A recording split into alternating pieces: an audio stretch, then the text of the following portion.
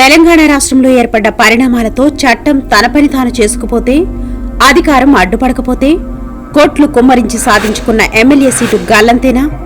High court ఆదేశాలతో తేనెతుట్ట కదిలినట్టేనా?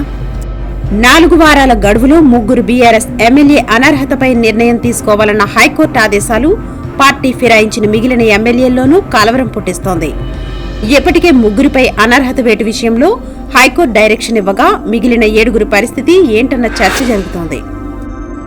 చట్టం ప్రకారం వేటు పడితే వలస ఎమ్మెల్యేల భవిష్యత్ ఎలా ఉండబోతుందన్నదే ఆసక్తి రేపుతోంది. 6 నెలల్లోనే ఉప ఎన్నిక అనివార్యమయ్యే పరిస్థితులు. హైకోర్టు ఆదేశాలతో తెలంగాణలో పొలిటికల్ హిట్ ఒక్కసారిగా పెరిగిపోయింది.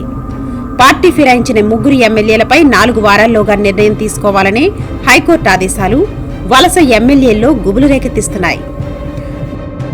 గత ప్రభుత్వంలో కాలయాపన జరిగినట్లు ఇప్పుడు కూడా పదవీకాలం పూర్తయ్యే వరకు గడిపేయొచ్చని భావించిన ఎమ్మెల్యేలకు హైకోర్టు తీర్పుతో ఎదురుదెబ్బ తగిలినట్లయింది. చట్ట ప్రకారం స్పీకర్ నిర్ణయం తీసుకుంటే 3 అసెంబ్లీ స్థానాలకు 6 నెలల్లోనే ఉప ఎన్నిక అనివార్యమయ్యే పరిస్థితులే కనిపిస్తున్నాయి. అయితే స్పీకర్ ఎలాంటి నిర్ణయం తీసుకుంటారనేది సస్పెన్స్ గా మారగా, హైకోర్టు తీర్పుతో పర్యవసానాలపై మిగిలిన 7 వలస ఎమ్మెల్యేలు టెన్షన్ పడుతున్నట్లు చెబుతున్నారు. బీఆర్ఎస్ ఎమ్మెల్యేలను చేర్చుకుని ఆ పార్టీకి ప్రతిపక్ష హోదా కూడా దక్కకుండా చేయాలని చూసిన కాంగ్రెస్ పార్టీ లక్ష్యం నెరవేరలేదు. ఇప్పుడు తాజాగా హైకోర్టు ఇచ్చిన డైరెక్షన్ అధికార పార్టీకి జలకిచ్చినట్లయిందంటున్నారు.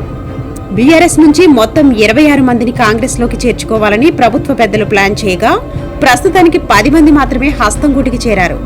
అయితే వీరిలో 3పై తక్షణం చర్యలు తీసుకోవాలని గతంలోనే స్పీకర్కు, ఆ తర్వాత హైకోర్టుకు నివేదించింది బీఆర్ఎస్. అనర్హత వేటు వేయడంలో తాత్సర్యం చేస్తున్న స్పీకర్ తక్షణం నిర్ణయం తీసుకోవాలని ఆదేశించాల్సిందిగా కోరుతూ హైకోర్టుకు వెళ్లింది బీఆర్ఎస్.